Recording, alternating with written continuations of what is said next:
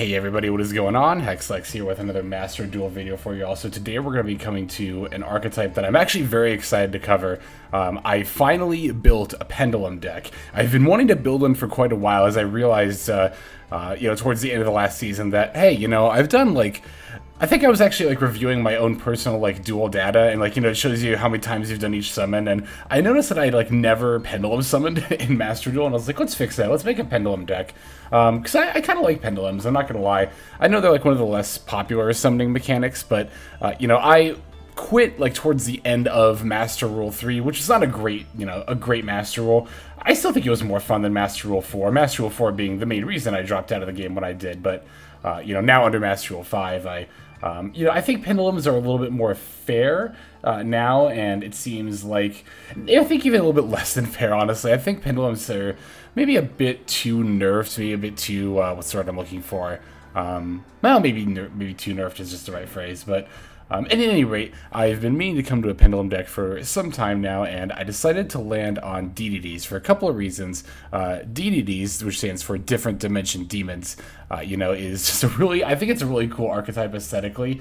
I am also a huge fan of the character in Yu-Gi-Oh! Arc V, Akaba Reggie, who uses the DDD archetype. He's my favorite character in that show, and might be my favorite Yu-Gi-Oh! Character overall. He's definitely my favorite, quote-unquote rival to the protagonist.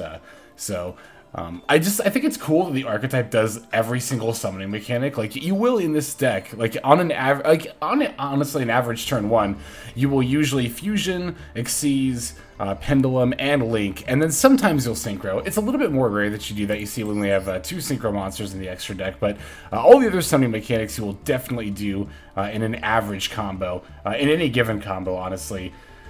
This archetype is also kind of more infamous for being one of the more I don't want to say difficult to navigate, because I don't necessarily think it's too difficult, but there are a lot of varied lines, and the lines, unlike most combo decks where you do the same thing with slightly different branching paths, with DDD your main play is going to vary greatly depending on what you open. I think a lot of the reason this deck gets a rap for being particularly difficult is Gilgamesh here. The scales that you set with Gilgamesh are going to be different every single time depending on pretty much not about every single time. There are a few different opening lines that will share the same scales that you'll set. But generally speaking, the scales that you'll set will depend on what the rest of your hand looks like, from combo to combo, and even just when you're improvising. That's the other thing too. This is one of those decks where you can stick to quote unquote by the books combos. You can memorize a guide, which I do plan on making, by the way. Do look out probably tomorrow for a DDD combo guide as well. We'll go over some basic plays, but yeah. In any case, so like I was saying, you can stick to the main basic lines, but you also definitely benefit from recognizing when you can branch off of that and gain even more advantage, because this is actually one of the more unique decks in that you end up using more resources with your 1-card combo than you typically do with a 2 or 3 card combo, because with extra extenders you don't have to dip into particularly your extra deck. In a 1-card combo you will use almost all of your extra deck, I think 10 of your 15 cards. A 2 or 3 card combo you'll use probably closer to 7 or 8. So it does matter. If you can save extra deck resource in particular by using more extenders from your hand, that is a huge help. And so it definitely benefits knowing where you can deviate from each combo line. So this is one of those decks that really rewards you for memorizing all the quote unquote core combo lines, because the more you learn those, the more that you can branch off of those once you recognize oh, I've got this extender, so at this point in the combo I can actually just play this and not have to worry about so on and so forth.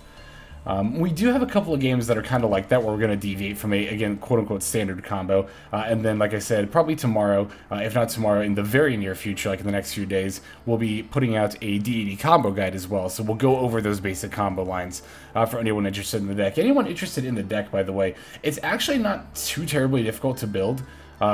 Staples aside, the only ultras you need are the High Genghis, the Cursed Siegfried, and then the 2 DD Deviser King Deus Machinex.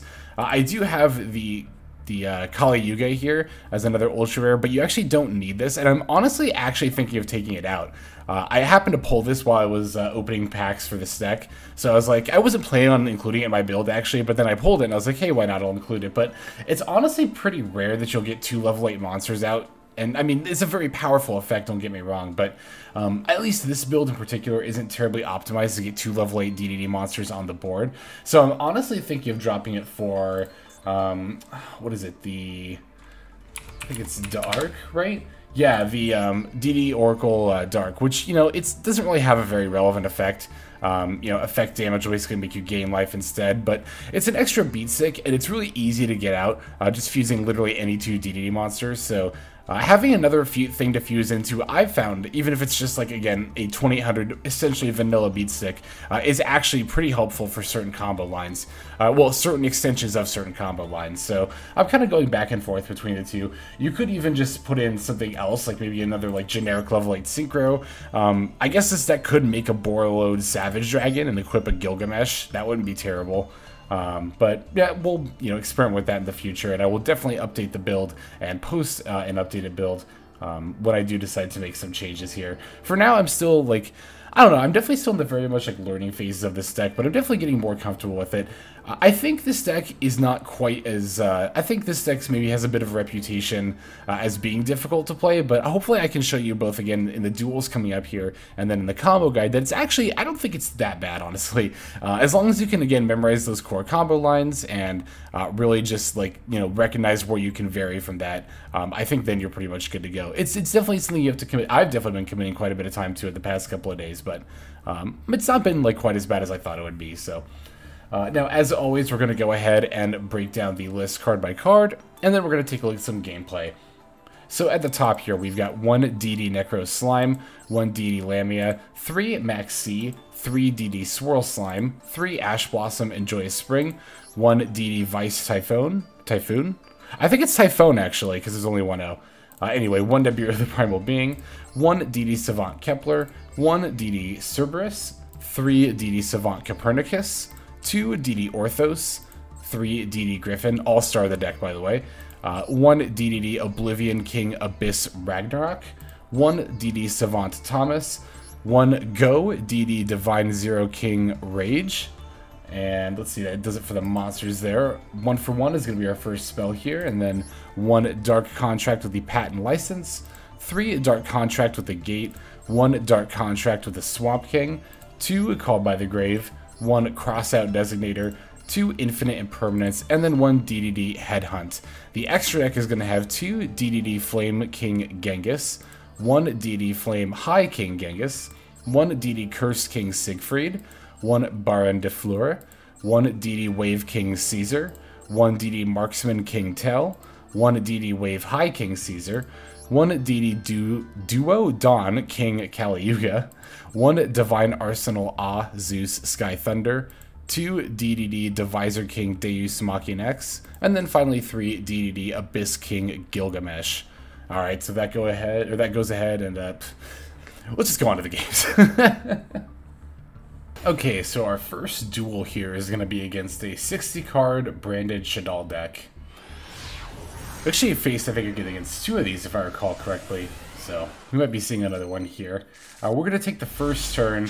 We do have a Dark Contract with a Gate that is one of our 1-card combos there. And actually, because we opened DD Lamia, we can do a slight variation of the standard combo. Normally, you would search the Copernicus and then activate it here to send the Lamia, making those your materials to summon the Gilgamesh. But Lamia is effectively used from hand. So since we opened Lamia, we can just send the Necro Slime instead, which we'll need to send to the graveyard later. And then, you know, that'll help us if, in effect, you know, if we get interrupted, we can potentially use the Necro Slime to extend, and then we can also use the effect we would normally use to send Necro Slime to the grave later to then set up more graveyard stuff instead. So also by summoning the Orthos from hand here, we potentially get some extra advantage, because normally we would use the Gryphon here and the Copernicus. Well, we'll still do that, but by running out the Orthos, we set ourselves up to potentially make some synchro plays or just extend our current plays. I like to throw extra stuff out when possible, again, in case we get interrupted. Now, there are a couple of issues when comboing with this deck. This deck is particularly susceptible to disruption. It is, particularly Maxx and Nibiru. Ash Blossom can hit kind of hard, but you can usually bait Ash Blossom pretty easily with an effect and then just follow up with a combo anyway. Mainly Gilgamesh. Like it's pretty easy to bait the Ash Blossom before the Gilgamesh. If you activate Dark Contract at the gate, a lot of people will ash that. A lot of people will ash the Kepler and the Copernicus as well. I typically don't have any issues with Gilgamesh getting ashed here. So I'm actually deviating pretty hard from the combo here in order to keep one of my two Gilgameshes on board. Normally you wouldn't end with a Gilgamesh, but because I opened specifically with Dark Contract with the patent license, I benefit from having a lot of different extra deck types on the board. Including, you know, links here, like with Gilgamesh. So basically with this card, it's kind of like a floodgate. If you have an extra deck monster, a DDD monster that's an extra deck monster, and then your opponent summons that extra deck type, they can only do that once per turn. So basically, if I have a Gilgamesh out and my opponent Link summons, I can activate my patent license and they won't be able to Link summon for the rest of the turn. And most of you know that, you know, decks that typically Link summon like to do it multiple times per turn. So that's why, again, I kind of just deviated here. It's also nice because we'll have Xyz and Fusion on board as well. Basically, we're going to lock out a lot of special something from the extra deck, except for Synchroing, of course, and the opponent can still do one of each. Most combos of this deck will typically end turn 1 with a DDD Deviser King Deus Machinex with a target to use its effect, as well as the Wave High King Caesar.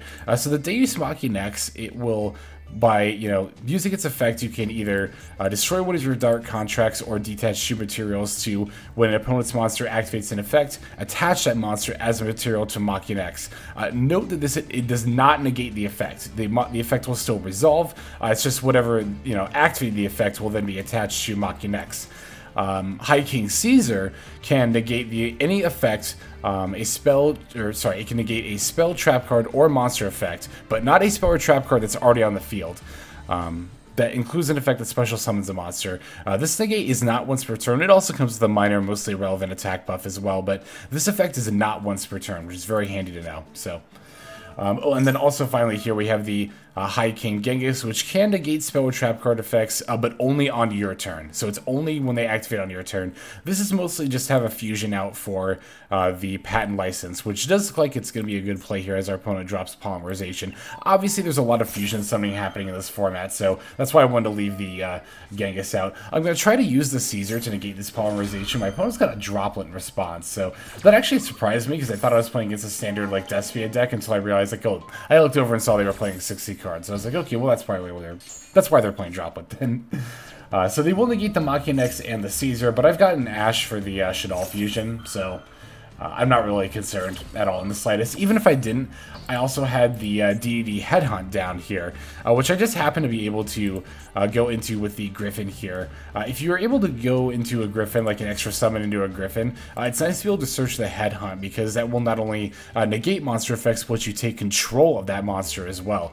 Which that obviously in and of itself is really good, but if you take control of an extra deck monster specifically, then you can treat it as a DDD monster, which means on your next turn you can do, you can use it as a material. You can even just slap the Deviser King Machinex on top of it, and then you don't have to give it back during your end phase, because you actually get to keep it until the end phase of the next turn. So if you use this on your opponent's turn, you get that monster through the rest of that turn and then into your turn as well. So like I said, it's pretty easy if you don't have one of these out on the board to just slap a Deviser King Machinex on top of whatever you stole, if it's an extra deck monster, and then you get to more or less keep it, while also putting a solid threat on the board. So yeah, we're going to negate the Shaddoll Fusion. After that, they don't have any plays. So that wasn't really a standard turn 1. That was kind of like a deviation of a standard turn 1 play because we opened some extended combo pieces in addition to that. And because we also opened the patent license, like I said, I went out of my way to include a Link and Fusion monster on the board, so that way we could lock down pretty much every kind of extra deck summon from the opponent there. So that does it for the first game. Let's go ahead and move on to the next one. Alright, so this one here is going to be against Numeron. Just a fairly standard Numeron deck. There's not a whole lot of atypical. Well, I have run into Numeron decks that have been doing some like kind of wacky stuff, but I couldn't even remember what it is off the top of my head. It's just Numeron. Nothing much to be concerned about there. We're obviously going to be taking the first turn because, you know, it's Numeron. They're going to give us the first turn. I did open a gate. I actually, funnily enough, opened with gate and Kepler. So there were actually two different lines I could potentially go into in order to do a turn 1 play. The one-card combos start with either Kepler or gate. Depending on what you open. So after I use the Gates effect, the opponent's going to throw out a Joel and Lockbird. And this was one of those moments, I have this moment with Joel and Lockbird sometimes, especially if I'm playing a deck for the first time, or like, you know, really starting to get used to it. I had this moment where they threw out the Joel and Lockbird, and I was like, oh crap, like how affected am I by this? Like how much can I actually keep comboing? And again, I just thought about the rest of my combo. I say again because this happened to me before. I think when I was playing Sword Soul once. But, you know, I thought about the rest of my combo line, or I think it was Adventure Tendy. It was Adventure Tendy. And I thought about the rest of my combo line, and I was like, you know, I'm actually not that affected by Joel and Lockbird. And the same is mostly going to be true here. The main thing Joel and Lockbird is going to stop is, it's going to stop me from setting up the search for the Dark Contract of the Swamp King, which is used in most combos, but we definitely still have plays without it. The Copernicus got hit with an Ash Blossom here. That's completely fine because I had the Gryphon that I just added anyway, so... you know, the Copernicus was only trying to set up a Lamia in the graveyard to send the gate and then summon a Gilgamesh. If you're ever playing against deities, by the way, save your Ash for Gilgamesh. Like, that is a very devastating, because this is, you know, this is setting up a pendulum scale from the deck. It's literally, you know, the reason we're able to make our plays as deities is because we're able to set up whatever pendulum scale we want. So, if you're able to Ash the, I don't know if you can Ash the Gilgamesh effect now that I think about it, because it doesn't summon from the deck. It just places cards in the spell trap zone from the deck, which I don't think is actually like in the criteria for Ash Blossom. Yeah, no, okay, never mind. Disregard what I said. In any case, no, the Copernicus, like with the Gryphon there, it's totally fine if it gets ashed. We don't need the Lamia set up there. I have the Tell here, and I'm actually going to set up the Genghis before I link away the Tell. Again, I'm actually doing a kind of a standard combo, but just out of order a little bit. Because I'm able to set up the Genghis here before I link away the Tell, I can, or rather before I summon this second Gilgamesh by linking away the Tell, I can get a free summon out of the graveyard, or one a little bit earlier than I normally could. Alright, and then here I'm going to use the, you know, Vice Typhon with the Copernicus, set up the, what is it, the high Genghis. Yeah, this is, if you ever see me going for a high Genghis, that's not really part of any of the standard combo lines, so that's usually a deviation. It's nice to get it out, though. Being able to negate spell or trap cards on your turn is relevant even on turn 1, because you can stop Infinite Impermanence, which is normally a disruption that you kind of have a hard time stopping here. So, I did kind of screw up here a little bit. What it was, you know what it was? With Vice Typhon, I thought I was going to be able to summon any, you know, DDD fusion monster, but it has to be a level 7 or level 8 or higher one, and Genghis is level 6. I was trying to get out the High King Caesar here, but then I only realized after I did the effect that I misplayed. No, I can only summon the, you know, the High King Genghis here, which is level 8, so since, you know, we only have one level 6, we obviously can't go into the rank 6, but we do have the patent license once again, so we can use that and lock them down from, again, Xyz, Fusion, or Link summoning here. Opponent activates the Planet Pathfinder. Now, this is going to be a little bit challenging here because, you know, they're still going to be able to get all 4 of their Numeron gates even after the patent license effect because, you know, all 4 get summoned at once. So, yeah, my opponent can't Xyz summon for the rest of the turn, but they've already got all the stuff they need. So, I have to throw out this Nibiru anyway. It's going to be a scary Nibiru because I have 5 monsters on my board and I'm giving my opponent a huge token, but that's, you know, obviously better than losing here. So, yeah, 15,100 attack, 9,300 defense. That is a massive token, but it's all good. I'm not worried about it. Alright, so yeah, we sent the Lamia to the graveyard with the Tell effect, by the way, in case you were curious there. So, yeah, I'll use the gate effect to add an Orthos. That'll let me set up some synchro plays. Most importantly, I'm just going to try to go for a Baronne de Fleur here. I'll use the Swirl Slime to fuse for a Genghis, and I can just normal the Orthos. I can bring back the Flame Genghis to you in order to, again, just, you know, stop any spell trap shenanigans that may or may not happen on this turn. Not likely to happen, but better to have it than not needed, I suppose. But yeah, with Orthos and Genghis, you can synchro into Baronne de Fleur. I'll use this to negate the token, or not negate the token, but pop the token, and then it's a game from there. I guess at this point I'm just kind of like showing off by going into the Machinex and then using the Genghis to bring back the Caesar. Yeah, I'm definitely just like seeing how much damage I can get on board, but we only needed 6,000, so the Nibiru plus Baron alone would have been more than enough. Well, it would have been exactly enough. You know what I mean. Oh, it actually wouldn't have because we used the pendulum effect of the Ragnarok. That's right. You do have to be mindful of that. I thought I was like just showboating here, but past Lex definitely knew what was up. Yeah, because we used the effect of Ragnarok, the amount of damage our opponent takes from each attack is going to be halved. So we had to put out, you know, 12,000 attack instead of just 6,000 attack, which is why I went for all that, like, quote-unquote extra damage. Although, if I recall correctly, I didn't actually need to use the Ragnarok effect. Yeah, I could have just fused for the Genghis, normal the Orthos, synced for Baron, popped, and then swung for game. So it was still, I guess, you know, egregious, but whatever. Alright, let's go ahead and take a look at the next game. Alright, so here's our other duel against a 60-card branded Shadal deck, and this one's even got an Eldritch package. Ugh. Yeah, so let's see here. We're going to be taking the second turn this time. But, you know, we open C and Dash Nibiru. So, you know, even though we're going second, it's all going to be good here. Hopefully, anyway, that's the dream.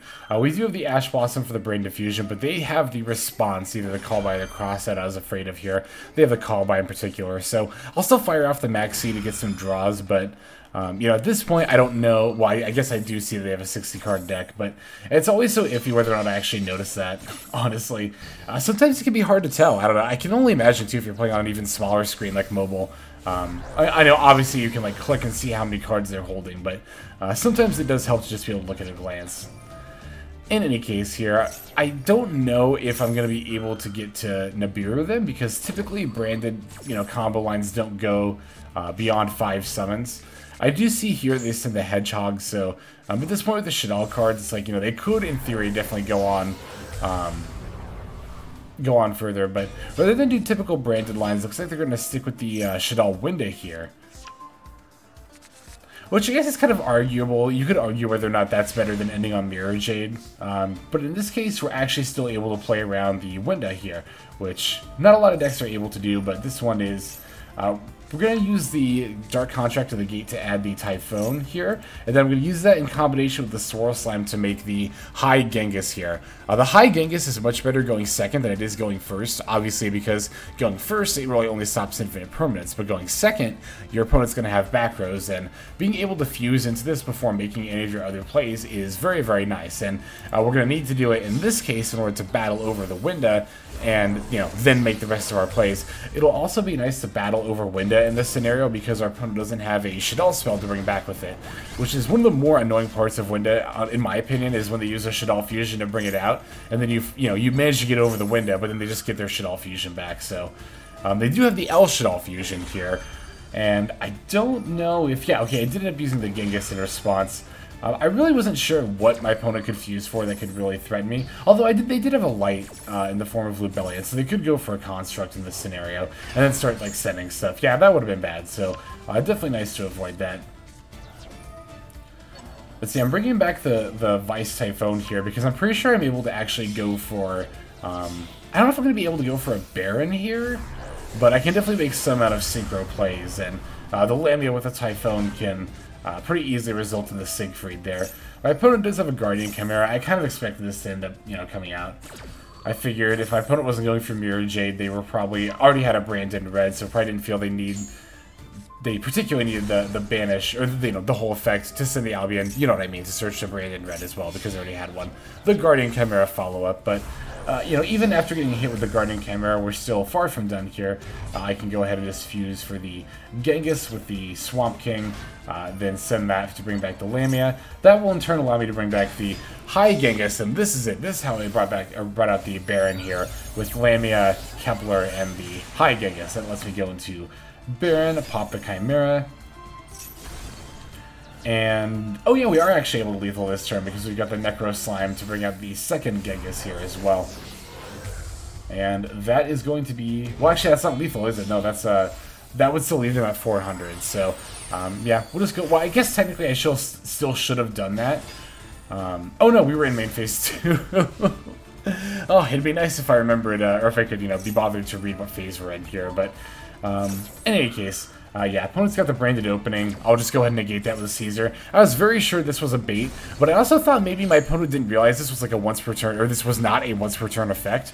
Yeah, they go to do the Aliber here. I let it resolve because I figured they're going to go for Branded Fusion. They do, they activate, and then we're just able to use Caesar again. And we still got the Baron Omni-negate up in case they have something in response to that.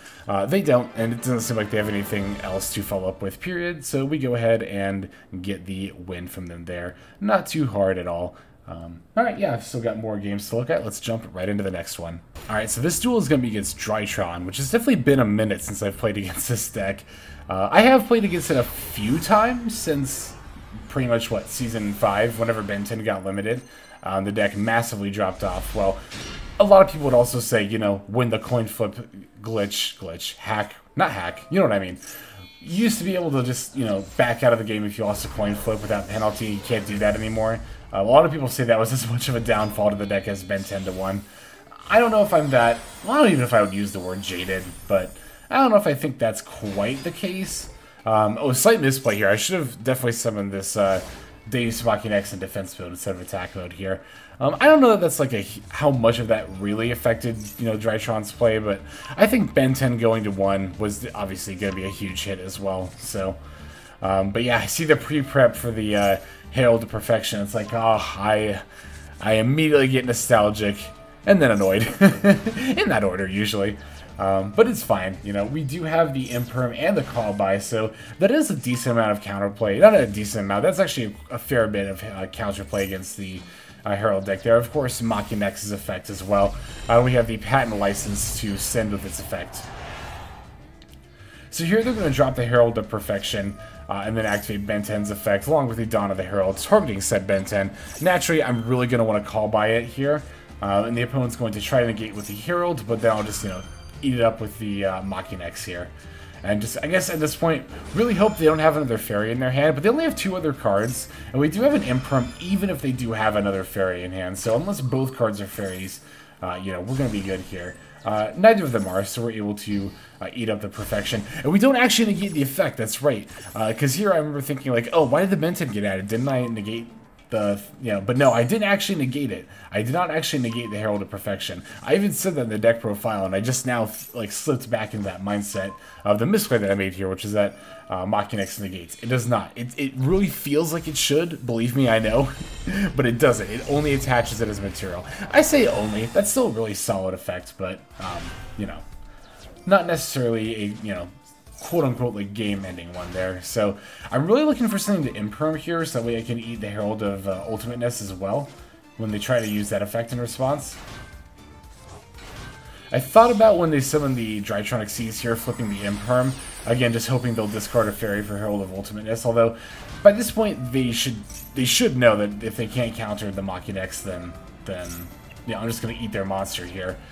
They end up activating yet another Thraben in order to summon the Ben 10. I thought they were somehow going for the big one they just sent, the Metatonus Draconis here. And once I got sent to the graveyard, I thought, okay, I'll save my Imperm for that. We'll save our Imperm for something much scarier. But it turns out they're actually not going for that at all. I don't think they're able to here, so without any cards in hand, the Herald of Ultimateness doesn't really do a whole lot, and they end up just linking for an Appaloosa, if I recall correctly, which normally, you know, would be very, very scary, and would actually be very, very good in this scenario. But I actually happen to have the Imperm still, like the perfect counter card face down. So, for those who don't know, if you Imperm and negate the Appaloosa effect, its attack will drop to 0. So that's a very nice counter to our opponent's play 0, and yeah, they just concede at that point, because all they have is the Drytron Field and Ritual Spells, which obviously by themselves don't do anything. And then we don't necessarily have guaranteed follow-up plays, to be fair. Like, and our opponents should know that. They should know we only have a Rage, you know. That always trips me up that that's like the TCG name, because the OCG name is Reggie, because the card, you know, looks exactly like the character Reggie. But in any case, we only have the Rage in hand. Our opponent knows that, so it would take a top deck for us to be able to win that next turn. But to be fair, I guess it would also take a top deck for the opponent to have a follow-up. So it's like, you could debate on how... I mean, I don't know. It just wasn't lethal. I think it was a very slightly early concede, but I also, I guess, understand at the same time. So we do have one more game to watch, so let's go ahead and go straight into that one. Alright, the last duel we're going to take a look at for today is going to be against Spirals. Good old Spirals. I've only played against them a handful of times, but... oh, what was it? The drone, I think, that got semi-limited? Was it at 1 and went to 2, or is that 2 and went to 3? I don't remember. Some amount of Spiral cards got lifted on the latest ban list, so... I'm not super surprised. Also, our opponent, I wondered, you know, I wonder if they're playing a Spiral deck, and sure enough they are, but in any case here, I'm going to lead with the Kepler, with this line here, Kepler for Gate. Gate will normally search Gryphon here, but we can actually get the Vice Typhon here, and then I'll just use the Swirl Slime in order to set up some plays. Basically, I want to get the high Genghis out to potentially counter my opponent's back rows. They'll throw out the Maxx, I'm just going to call by it. There's a world where I might think about letting it resolve because I have one in hand, but nah. I don't know, sometimes it is pay to think about that, you know, especially when you're going second. It's like, okay, I could you know, there is a world where I can conceivably win through a Maxx anyway. It wouldn't be too difficult, but no, it's a pretty obvious play to call by here. Anyway, so yeah, I'm going to use the Swirl Slime and the Typhon, not for high Genghis, but for a regular Genghis, and then use the Typhon's effect for a high Genghis, because, you know, we learned from that last duel, one of the last duels, that Typhon summons level 8 or higher fusion monsters. Yes, we learned what our cards do, not by reading them, but through trial and error, as any good Yu-Gi-Oh player does. In any case here, the opponent's going to have a droplet, which... is a little scary, not gonna lie, but it's also gonna leave them with only one card in hand, and I'm pretty confident with this Dark Contract I can actually still win through this anyway, because I do still have options here. I can use the Genghis in order to the Genghis and the Gilgamesh, the high Genghis and the Gilgamesh to make a regular Genghis, then this Genghis to bring back the high Genghis, and then I can overlay onto a high King Caesar. So, you know, we did, like I said, still have some amount of plays. Oh, and then actually, that's right, we actually have game this turn, I think, even. Because, yeah, we used the high, the high King Genghis in order to bring something back, and then we can just stack the Machinex on top. And that's actually lethal. That's game right there. So it's like, yeah, even without setting up a scale at all with Gilgamesh, you know, we were still able to find 8,000 points of damage after getting dropleted. This deck, it might seem a little... It's weird. It might seem a little fragile to disruption, and in some ways it is, but in a lot of other ways it's actually fairly tenacious as well. It really does vary hand to hand. Again, I think that's one of the more like challenging aspects of this deck as opposed to other combo decks, that what you're able to do is so dependent on what you open. Definitely more so than, again, other combo decks in the past there. But, alright, that's going to go ahead and do it for the gameplay, so let's just go now to the outro. Alright, everybody, thanks for watching all the way to the very end like this. I very much appreciate that, especially those of you who are commenting and subscribing as well. Comments, definitely let me know what you think of not just the build and gameplay as always, but just, I don't know, this deck in general. I really, like I said, this deck kind of has like a reputation as being like one of the more notoriously difficult combo decks, but I think it's fine, honestly. I think once you get the combo lines down, and again, it does take a bit of time, I think longer than other combo decks to learn each combo line because they're so vastly different, but once you get them down, then it's pretty easy to pick up on where you can vary from there, where you can deviate for some more advantage, for some more plays, and yeah, and then from there I don't think it's too bad, but I think it's about all the time that I've got left for today's video. So without further ado, this is Sexlex. I'm signing out, and I hope you have a fantastic day.